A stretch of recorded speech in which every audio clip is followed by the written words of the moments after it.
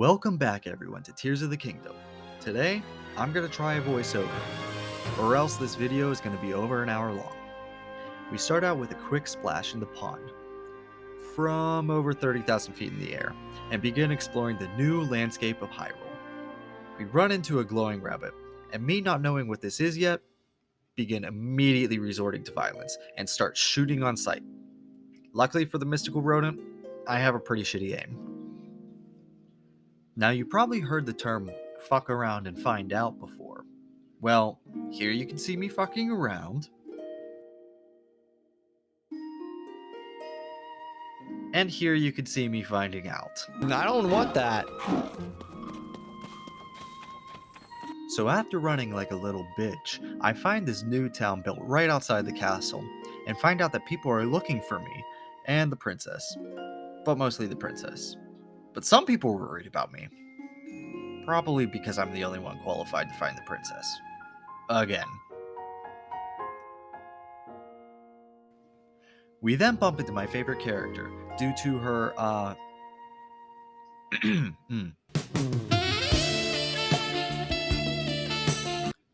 character design. Purah, who seems to have had a glow up from Breath of the Wild.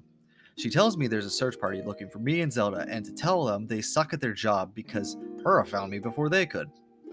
After finding Haas and telling him he needs to update his resume because he's getting fired, he manages just barely to save his job by finding Princess Zelda, but then immediately ruins it by losing her again.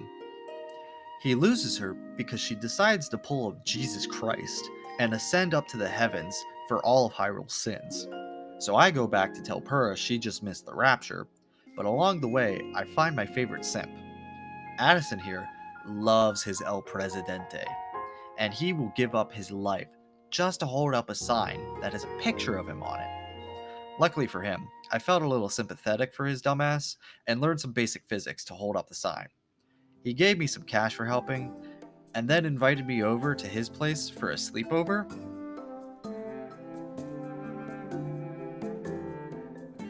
Finally getting back to Purah's place, I tell her she just missed the coming of Christ, and then she decides to thank me by shooting me out of a goddamn cannon into the fucking sky. Remind me never to actually get on her bad side in the future. Even before getting shot out of a cannon, this game was making me feel a little uneasy. I mean, literally seconds before getting shot out, this scene occurred and made me think that I had bought the wrong game. Just look at this. It feels like somebody just put their kink into the game. Purah tells me that the same 4 towns from the last game are in trouble again. Shocker. And I head out for Rito village. On the way, I found a backbone somewhere and decided to fight in a cave I find. And I find out that the monsters inside are territorial and don't like leaving the cave, like League of Legends players. These guys are kind of tough. But they also just stop. Like right there. I go further in the cave and find a new strange creature, and of course, choose violence as my greeting. I find this strange gem and find out later I have to collect and give these to someone. I still don't know who yet, or what I get, to be honest. I also find out Link apparently did some crime against nature because the damn trees start attacking me too. What?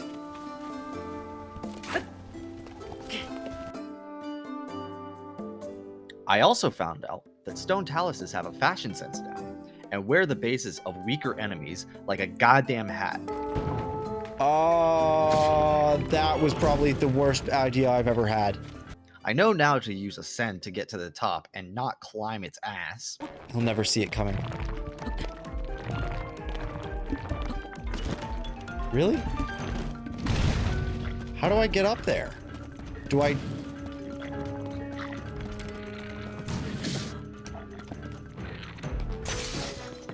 I literally just have to...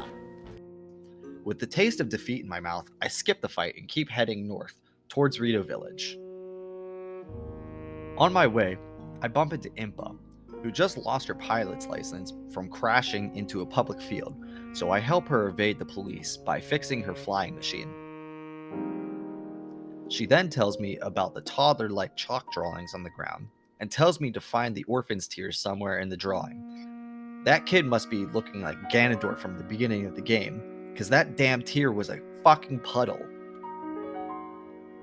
Apparently, Zelda felt like she was born in the wrong generation or something, because after drinking the tear, or whatever Link does with it, we find out Zelda went back in time to see her great great great great great great great great great great great great grandparents. Zelda is a part of the royal family, and I've seen Back to the Future, so I wouldn't be surprised now if the royal family tree loops back on itself. I mean, have you seen Rauru? After taking a quick stop at the local horse stable and finding out how unfunny my naming convention was 6 years ago, we find this broccoli-headed bitch who's also committing some crimes against nature, and I have to become his personal bodyguard against some wood. In all seriousness, I love this character. I mean, look, he's so excited to see us, he gives us a little dance. It's the small Koroks that I have a problem with. Fucking 900 Koroks. Why so fucking many? And for what? A literal fucking piece of shit? Well, anyway, watch me shit myself real quick. What the fuck is this? What is this? I can't exactly get away from this. I probably should have read what it said. Where did you come from? How do I fight you?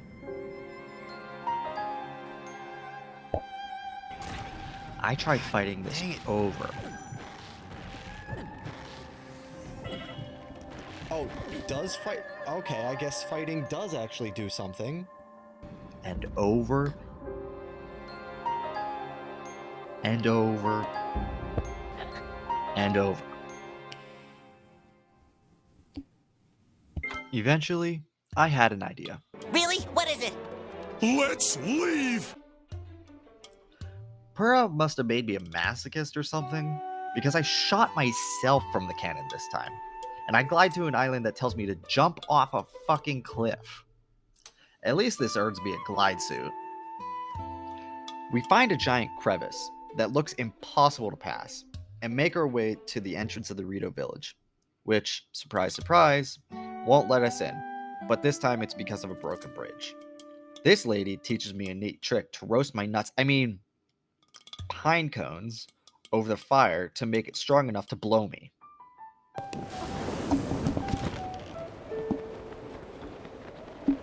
Woo! Well, that was easy. We enter the town and find a kid named Tulin, who I've heard gives some good blow. He runs away after an argument with his parents, and I have to play Child Protective Services and go find him. We then find some guy named Hearth, who for some fucking reason didn't stop the kid from continuing up the mountain by himself when he saw him. So I continue up the mountain to find Tulin, who is getting bullied by the local kids, and tells me he'll blow me if I get his bow back. I've got to get it back. Help me out, Link. Yeah, sure. Did you know I can blow a strong gust of wind anywhere I feel like? I'll do it for you too. That way you can glide over to where the monster went. Just tell me where to point the gust and I'll make it for you. After getting his bow back, we head up towards the storm that everyone's worried about. Climbing this ancient structure was kind of boring, but we found this box monster. Unfortunately for it though, I played with Legos growing up, so taking it apart was pretty easy. That was unfortunate for you to attack like that. Nice. When we reach the top, Tulin reminds me of how cold it is at the top of the mountain, but his feathers are going to keep him warm. But I remember that I used the last of my cold resistance food just to get up here. So we enter the wind temple and find out that in order to open the boat, we have to solve 5 puzzles. So we run around trying to finish the puzzles before I run out of cold resistance. Spoiler alert, we don't. Boy, use your gust. Fire spear.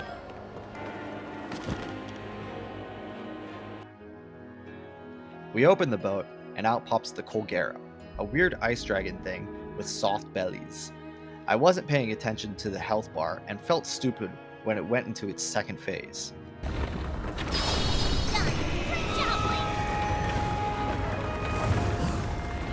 Oh, was that it? That actually wasn't that bad. And then if he goes away, then the blizzard goes away, and then I don't have to worry about freezing my butt off, and he is going into his second stage. So, I begin jamming berries and nuts down my throat in order to try and out-heal the cold, but I get a little too close to death for my comfort before finishing it off. At this point, I think I'm safe. The Colgera dies, the ice is shown melting, but once this cutscene ends, I realize I'm still freezing, and I'm at a quarter heart. Oh god, I better grab this quick. I'm at half a heart. Oh, that would have been bad if I would have died right there. That was a little too close for comfort considering right after grabbing the heart, I take damage. Anyway, Tulin gets the weird crystal thing, talks to his ancestor about how he needs to help save the day.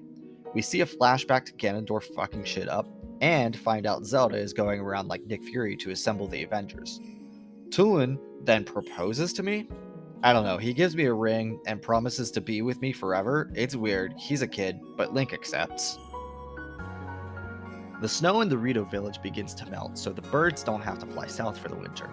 Tulin gets a special moment with his dad, where his dad gives him his special bow, and we get Tulin's Sage Wind power. After that, we leave Rito village and start heading in the direction of our boy, Sidon. If you like this content, please consider hitting the buttons below. You know, like the like, the comment, the subscribe, whatever else YouTube has down there. I want to thank you for watching this, and I hope you have a good day.